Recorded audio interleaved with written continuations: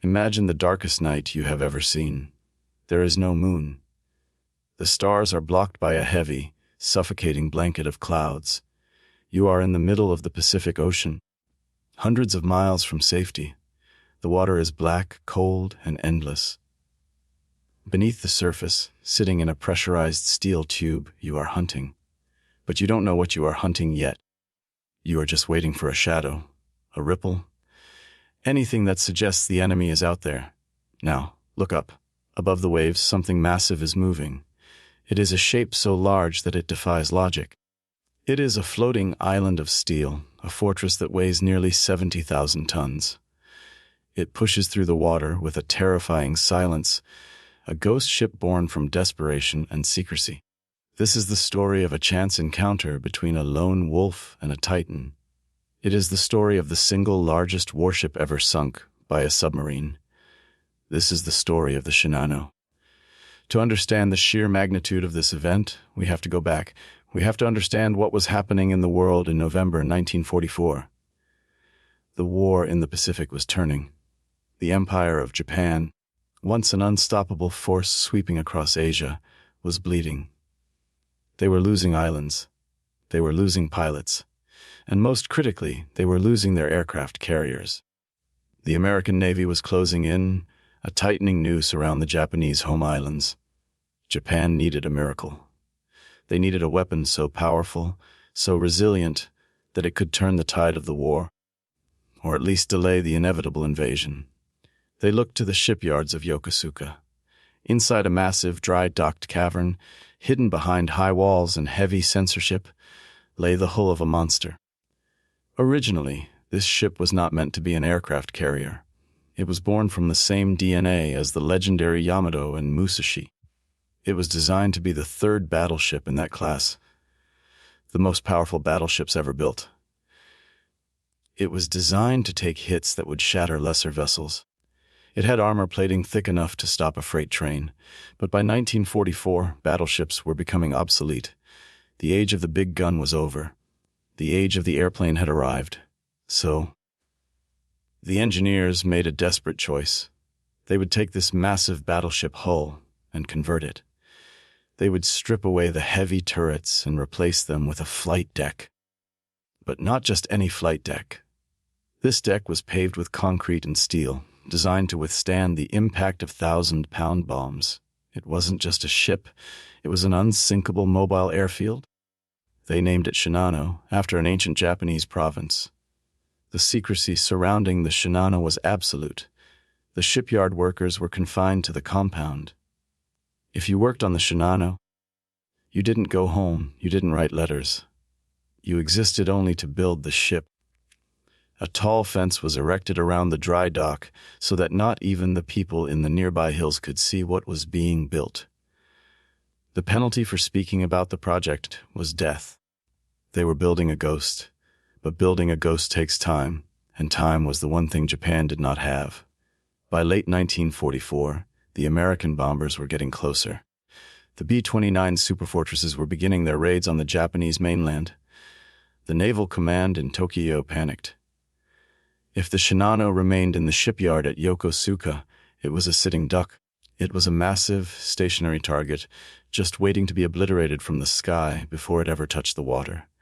A decision was made. A fatal decision. The Shinano was not finished. The internal compartments were not sealed. The watertight doors were not fully installed. Thousands of holes were cut through the bulkheads for cables and pipes that hadn't been laid yet. It was a shell, a very strong shell, but a hollow one. Despite this, the order came down, move the ship. They had to get it to the naval base at Kure, deeper in the inland sea, where it could be finished in relative safety. The captain chosen for this perilous journey was Toshio Abe. Captain Abe was a serious man, a veteran. He knew ships, and when he looked at the Shinano, he saw a disaster waiting to happen. He pleaded for more time. He told command that the pumps weren't ready, the crew wasn't trained, and the ship was barely seaworthy. His requests were denied. The schedule was set. The Shinano would leave under the cover of darkness on the evening of November 28, 1944. Now, let's shift our gaze. Let's look away from the frantic preparations in the Japanese shipyard and travel hundreds of miles out into the open ocean. There, prowling the surface, was the USS Archerfish. The Archerfish was a Balao-class submarine. Compared to the Shinano, it was a toy, a speck of dust. It was over 300 feet long, sure, but it was cramped, smelling of diesel oil, sweat, and old coffee. The crew was tired. They had been on patrol for weeks and had very little to show for it. They had been assigned to lifeguard duty, floating around waiting to rescue downed American pilots. It was boring, monotonous work. The commander of the Archerfish was Joseph Enright. Enright was a man with something to prove. Earlier in the war, he had been relieved of command. He had been given a second chance with the Archerfish, and he was hungry. He wanted a target. He wanted to make his mark. But the ocean is a big place, and for days, they had seen nothing but empty horizon. The crew was starting to get restless.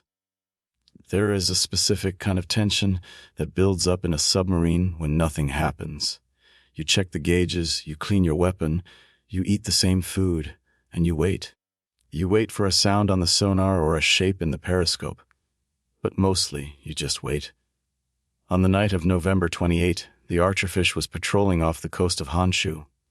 It was a routine sweep. Commander Enright had actually ordered the radar to be repaired earlier that day. It was a glitchy piece of equipment, prone to overheating. If the technician hadn't fixed it that afternoon, history would have been very different. At 8:48 p.m., the radar operator saw a blip. It wasn't a small blip. It was a solid, bright mark on the sweeping green screen. Captain to the conning tower. The call went out. Enright scrambled up the ladder. He looked at the screen. The blip was about 12 miles away. At first, they thought it might be an island. The charts in 1944 weren't perfect. Maybe they had drifted off course. But islands don't move. This blip was moving, and it was moving fast, 20 knots. Enright's heart must have skipped a beat. A contact moving that fast on the surface at night could only be a warship. But a warship doing 20 knots, zigzagging, that meant it was something important. On the bridge of the Archerfish, Enright raised his binoculars. The night was pitch black, but he could just make out a shadow against the horizon. It was huge. It looked like a tanker, maybe, or a large transport ship. He had no idea he was looking at the largest aircraft carrier ever built. In fact, American intelligence didn't even know the Shinano existed. There were no pictures of it in the recognition books. There were no files on it. As far as the U.S. Navy was concerned, the Yamato and Musashi were the only hulls of that size. Enright decided to give chase. But there was a problem. The Shinano was faster than the submarine.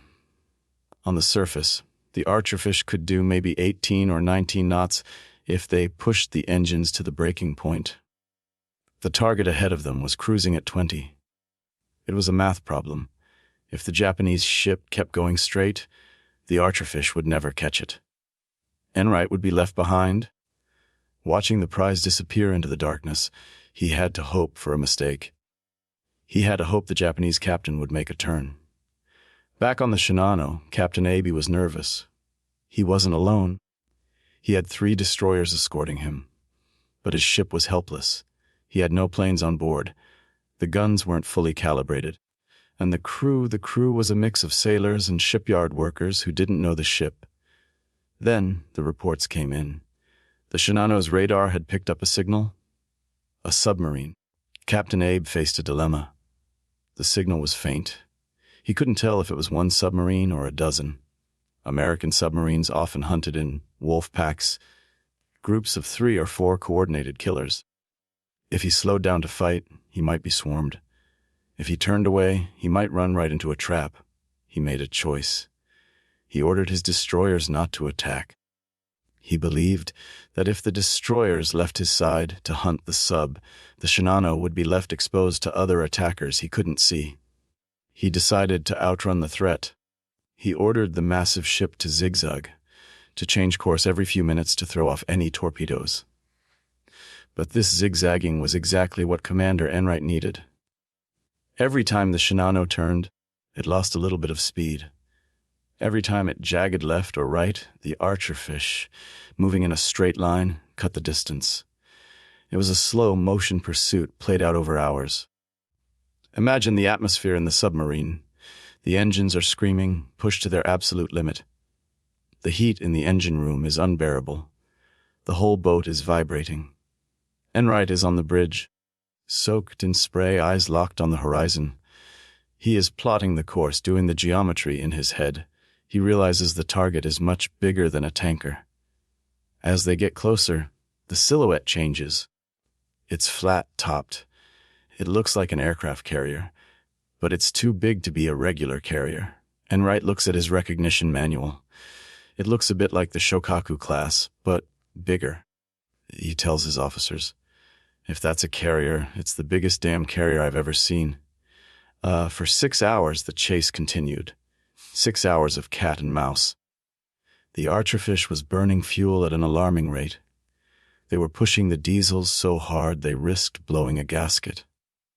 On the Shinano, the bearing on the submarine engine noise was constant. Captain Abe knew he was being shadowed. The tension on the bridge of the giant carrier was thick. They were so close to safety.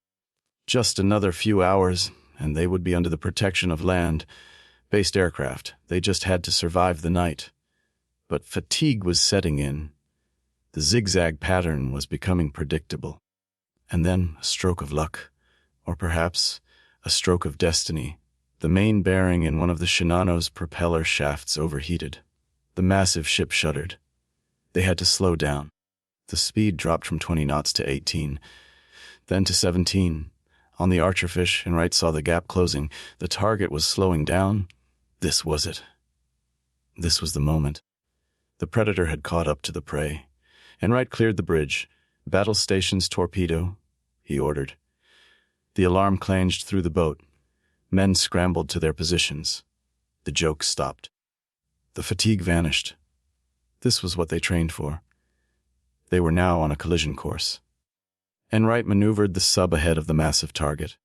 He was positioning himself for the perfect shot. Down the throat shot, or a broadside. He wanted to hit the beast in its side, right where the vitals were. He submerged the boat. The diesel engines cut out, replaced by the quiet hum of the electric motors. The Archerfish slipped beneath the black waves. Now they were blind, guided only by sonar and the periscope. Enright raised the periscope. He peered through the lens. What he saw filled the entire glass. The Shinano was massive. It blotted out the horizon. It was like a wall of steel passing right in front of him. He could see the destroyers flanking it, but he had slipped inside their defensive screen. He was invisible. He checked his calculations. Range E1 400 yards, perfect. Angle on the bow nearly 90 degrees, perfect. He looked at his torpedo officer. "Stand by forward tubes." The tubes were flooded. The outer doors opened. On the Shinano, lookouts scanned the water. They saw nothing, just the black ocean. They didn't know that less than a mile away, 6 torpedoes were armed and ready to tear them apart. Enright took a breath. The waiting was over. "Fire 1, he said. The submarine shuddered as the first torpedo kicked out of the tube. "Fire 2, Fire 3, Fire 4. He fired 6 torpedoes in total, spaced out to hit along the entire length of the target. Now all they could do was listen. The seconds ticked by. 1, 2, 10, 20. The sonar man counted the seconds aloud. The crew held their breath. In the silence of the ocean depths, the torpedoes rushed through the water at 45 knots. 40 seconds, 45 seconds. Then a sound that splits the ocean. A dull, heavy thud that hits the hull of the submarine like a hammer. Explosion. Then another, and another. 4 distinct hits. The Shinano, the greatest secret of the Japanese Navy, the unbreakable fortress, had just been punched open. But the story doesn't end with the explosion. In fact, for the crew of the Shinano, the nightmare was just beginning. Because the arrogance of her design and the failures of her construction were about to turn a damaged ship into a death trap. The giant was wounded, but would it fall? The torpedoes didn't just hit the ship, they eviscerated it. Imagine the sound. It wasn't a sharp crack like a gunshot, it was a deep, resonant boom that traveled through the steel skeleton of the ship, shaking the bones of every man on board. 4 massive explosions, one after another, tearing into the starboard side. But here is the most shocking part of this story. On the bridge of the Shinano, Captain Abe felt the impacts. He heard the roar, and Hugh did nothing. He didn't slow down. He didn't stop to assess the damage. He didn't even sound the general alarm immediately. Why? It sounds insane to us now, but you have to understand the mindset of the Imperial Japanese Navy at that moment. They believed in the myth of their own engineering. The Shinano was built on the hull of a Yamato-class battleship. Its sister ship, the Musashi, had absorbed nearly 20 torpedoes and bombs before it finally went down. Captain Abe simply could not believe that 4 torpedoes from a single American submarine could kill his ship. He thought they were just flesh wounds. He thought the thick armor belt would absorb the shock. So, he gave an order that sealed the fate of thousands of men. He ordered the ship to maintain maximum speed, 18 knots. He was terrified of the submarine pack. He thought if he slowed down, the rest of the wolf pack would catch up and finish them off. But there was no wolf pack. There was only the Archerfish, alone in the dark. By keeping the ship moving at full speed, Captain Abe was literally driving the ocean into his own hull. The water pressure against the torn steel plates was immense. It was like holding a fire hose against a paper bag. The speed of the ship forced the water deeper and deeper into the internal compartments, bypassing the safety systems, overwhelming the bulkheads. Meanwhile, hundreds of feet below the surface, the crew of the Archerfish was holding on for dear life. As soon as the torpedoes were away, Commander Enright had shouted, "Take her deep." The submarine angled its nose down and dove. They knew the retaliation was coming. The destroyers escorting the Shinano were furious. They turned toward the spot where the torpedoes had come from and began to drop depth charges. Boom, boom, boom. The ocean around the Archerfish shook. Light bulbs shattered. Dust and cork insulation rained down from the ceiling. The men stood in silence, gripping the rails, eyes wide, waiting for the one hit that would crack their pressure hull like an egg. They counted 14 explosions, 14 chances to die. But Enright had been clever. He had maneuvered into the baffles, the blind spot behind the chaos, and the depth charges exploded too shallow and too far away. The Archerfish slipped away into the black abyss, leaving the giant to die alone. Back on the surface, the reality on the Shinano was shifting from confidence to panic. Below decks, the scene was horrific. Remember, this ship wasn't finished. This is the tragic detail that makes the sinking of the Shinano so frustratingly preventable, because the ship was rushed out of the shipyard. The watertight doors, the heavy steel barriers meant to seal off flooded sections, weren't working. Some of them hadn't even been installed yet. Others had rubber seals that hadn't been painted or tested, so water just sprayed right through the gaps. But it got worse. The ship was a maze of unfinished construction. Cables ran through holes cut in the walls. Pipes were unsealed. When the water rushed in, it didn't just stay in the damaged compartments. It found every little gap, every unfinished hole, and traveled through the ship like a virus. And there were the pumps. A ship of that size relies on massive bilge pumps to push water out. But the pumps on the Shinano hadn't been delivered. The few hand pumps they had were useless against the thousands of tons of water pouring in every minute. The workers, the civilians who had been dragged along to finish the ship while it was at sea, were not sailors. They didn't know the layout of the ship. When the lights flickered and died, plunging the lower decks into total darkness, panic set in. The water was rising, cold and oily, mixed with the smell of high explosives. People were screaming, trapped in dead ends, unable to find the ladders. Up on the flight deck, the ship was starting to list. It was a subtle tilt at first, maybe 5 degrees to the right. You could still walk, but you had to lean a little. Captain Abe was receiving reports from the damage control teams, but the reports were confusing. The intercom system was broken. Runners had to sprint up and down the stairs to deliver messages, and half the time they didn't come back. The captain was trying to fight a battle with a blindfold on. By 5:00 a.m., the sun began to rise over the Pacific. The gray light revealed a devastating sight. The Shinano wasn't just listing anymore. It was leaning hard. 10 degrees. Then 12. The escorts, the 3 destroyers, finally realized something was terribly wrong. They pulled in close. They signaled the carrier, asking if they should take on the wounded. But Abe was stubborn. He was a proud man.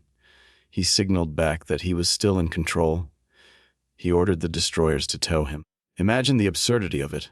A small destroyer, weighing maybe 2,000 tons, trying to tow a 70,000-ton waterlogged monster. It was physics versus desperation. The cables snapped like thread. The Shinano was too heavy. It was becoming a part of the ocean. Here is a fact that often gets lost in the history books. The Shinano was the most expensive naval failure in history. It had been in the water for less than 24 hours after leaving port. It had never launched a plane. It had never fired a gun in anger. It was a ghost ship that died before it was truly born. As the morning wore on, the list increased to 18 degrees. The horizon looked crooked. Men were sliding across the deck. The cooling systems for the boilers failed. The engines stopped. The massive ship, once moving at 20 knots, drifted to a halt. Now the silence returned. The only sound was the groaning of metal under stress and the slapping of waves against the hull. The internal structure began to collapse. The longitudinal bulkhead, the main wall running down the center of the ship meant to balance the weight, snapped with a sound like a thunderclap. With that wall gone, there was nothing stopping the water from flooding the entire starboard side instantly. The list jumped to 30 degrees. At this angle, you can't stand up. You have to crawl.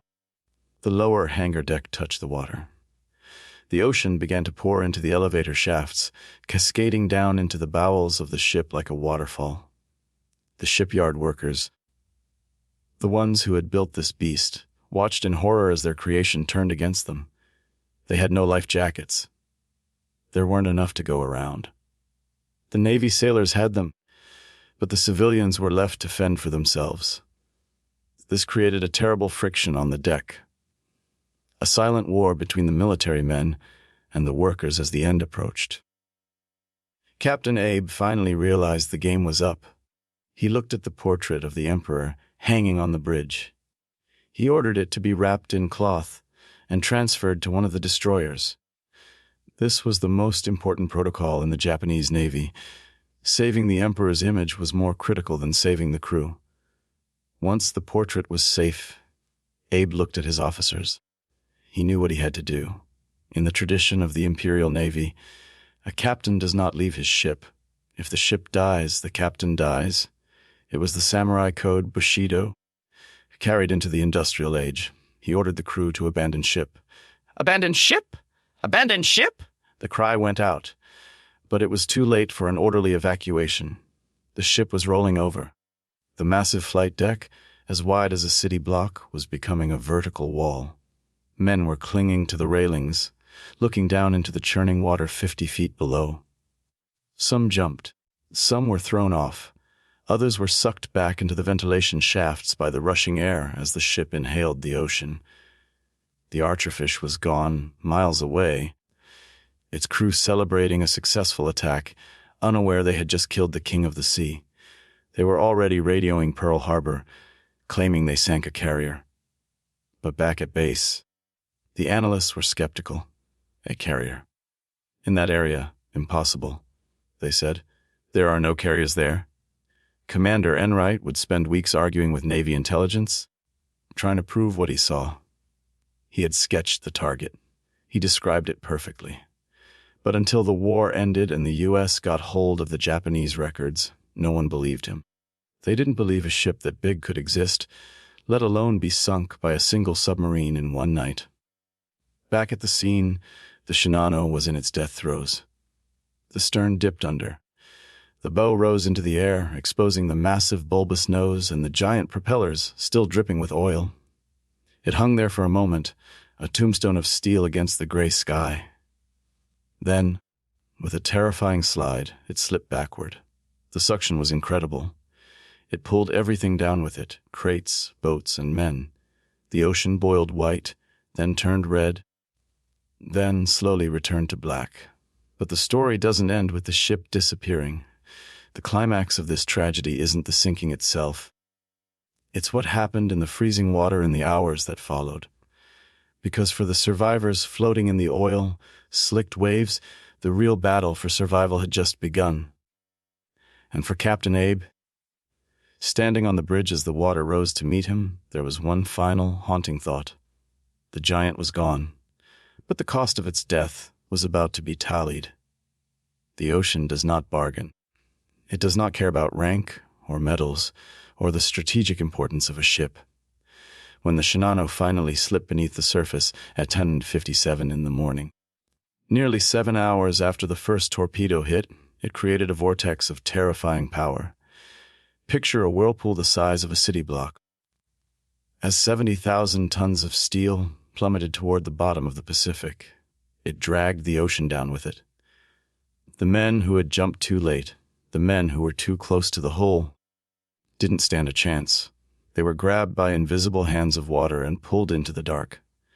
Survivors later spoke of the sound, a deep, gurgling roar, like the ocean was choking on the massive vessel. Then the boilers exploded underwater. The shockwave hit the swimmers like a physical punch to the gut. It ruptured internal organs. It stunned men who were already fighting for air. And then debris began to rocket back up to the surface. Planks of wood, crates, and jagged pieces of metal shot out of the water like missiles, striking the men who were trying to swim away. For those who survived the suction and the shock waves, a new form of torture awaited. The oil. The Shinano had been carrying thousands of tons of heavy, unrefined fuel oil. When the tanks ruptured, this oil formed a thick black blanket over the waves. It wasn't just a slick, it was a sludge. It was 6 inches thick in some places. It clogged the nose and mouth. It stung the eyes, blinding the sailors. It coated their skin, making it impossible for the body to regulate temperature. The 3 destroyers, the Hamakais, Isakais, and Yukikais moved in to pick up survivors. But this was a nightmare operation. The men in the water were so slippery with oil that the sailors on the decks couldn't pull them up. They would grab a hand, and it would slide right out of their grip. They threw ropes, but the men in the water were too exhausted, their hands too slick to hold on. Desperation took over. The sailors on the destroyers had to lean over the rails and grab the survivors by their hair or their belts to haul them out of the muck. In the middle of this chaos, there was a noticeable absence. Captain Toshio Abe. True to his word and true to the code that governed his life, Captain Abe did not attempt to save himself. Witnesses say that, as the water rushed onto the bridge, he was calm. He had failed to protect the greatest secret of the empire. He had failed to deliver the hope of Japan to a safe harbor. In his mind, there was no place for him in the world of the living. He tied himself to the ship's wheel. As the Shinano began its long dive to the sea, 4 miles down, Captain Abe went with it. He is still there today, standing at his post in the dark. Of the 500 men on board, a mix of veteran sailors and terrified shipyard workers, 435 were lost, more than half the crew. It remains one of the greatest maritime tragedies in history, yet almost nobody talks about it. And there is a reason for that silence. When the survivors were pulled onto the decks of the destroyers, shivering, vomiting oil, and traumatized, they expected comfort. Instead, they found themselves in a new kind of prison. The existence of the Shinano was a state secret. Its destruction was an even bigger secret. The Imperial High Command could not afford to let the Japanese public know that their super carrier, The savior of the nation had been sunk by a single enemy submarine before it even fired a shot. It would have destroyed morale completely, so the survivors were not sent home to their families. They were taken to a remote island base, Mitsuko, Jima. They were confined to a compound surrounded by guards. They were told that if they spoke a single word about the Shinano, if they even mentioned its name, they would be executed for treason. They were stripped of their identities. They were ghosts. Many of these survivors were quickly reassigned to the most dangerous fronts of the war, sent to places like Okinawa or Iwo Jima, almost as if the command hoped they would die in battle, so their secret would die with them. Meanwhile, thousands of miles away, Commander Enright and the USS Archerfish were pulling into port at Guam. They were expecting a hero's welcome. They had the patrol flag flying, eager to tell the story of the giant they had slain. But when Enright walked into the office of the intelligence officer, he was met with skepticism. "You sank a carrier?" the officer asked, looking at the charts. "There are no carriers in Tokyo Bay. We know where all the carriers are." Enright insisted. He showed them his sketches. He described the flat top, the massive island structure, the sheer length of the target. The intelligence officers shook their heads. They looked at their books. "Maybe you hit a cruiser," they said, "or maybe a small escort carrier, a baby flat top." Enright was furious. He knew what he had seen. A baby flat top is 10,000 tons. He knew he had hit something 5 or 6 times that size. But the American Navy simply didn't believe the Japanese had anything that big left. They credited the Archerfish with sinking a 28,000-ton carrier. A respectable kill, sure, but not the monster Enright knew he had destroyed. It wasn't until the war ended, nearly a year later, that the truth came out. When the American occupation forces entered Japan, they began seizing naval records. In a dusty office in Tokyo, a naval analyst found a set of blueprints. They were stamped, top secret. They detailed the conversion of a Yamato-class battleship hull into an aircraft carrier. The plans showed a ship of 72,000 tons. The analysts were stunned. They cross-referenced the dates. They looked at the patrol logs of the Archerfish. The time matched. The location matched. The number of torpedo hits matched. The Navy finally realized what Enright had done. He hadn't just sunk a carrier. He had sunk the biggest warship ever built up to that point in history. The Shinano was so large that the United States wouldn't build a carrier bigger than it until the USS Forrestal in 1955, 10 years later. Commander Enright was vindicated. He was awarded the Navy Cross, the second highest decoration for valor. The Archerfish became a legend, the little submarine that killed a giant. But as we look back on this story, the military victory is only one part of the picture. The sinking of the Shinano is a tragedy of hubris. It is a story about what happens when desperation overrides common sense. The Japanese engineers were brilliant. They built a hull that should have been indestructible. But the leadership was so paralyzed by fear, so obsessed with secrecy and schedules, that they sent an unfinished ship into shark-infested waters with a crew that didn't know how to sail her. They sealed the doom of 400 men not because of enemy action, but because of bad decisions. If Captain Abe had zigzagged differently, if he had slowed down to inspect the damage, if the watertight doors had been installed, any one of these things could have changed history. The Shinano now lies on the floor of the Pacific Ocean. It has never been fully explored. It sits in the crushing darkness, a massive steel tomb. There is a haunting irony to its existence. It was built to launch hundreds of planes to defend an empire. It was built to be the ultimate weapon of war. Yet, it never launched a single plane. It never fought a battle. Its only contribution to the war was to serve as a target for a hungry submarine crew in the middle of the night. It serves as a grim reminder that in war, size does not equal safety. Technology does not guarantee survival. The ocean is the great equalizer. On that black night in November 1944, the largest ship in the world was brought down by patience, math, and 6 torpedoes. The Archerfish sailed on. The Shinano sleeps, and the ghosts of that night remain drifting in the currents, a silent testament to the night the giant fell.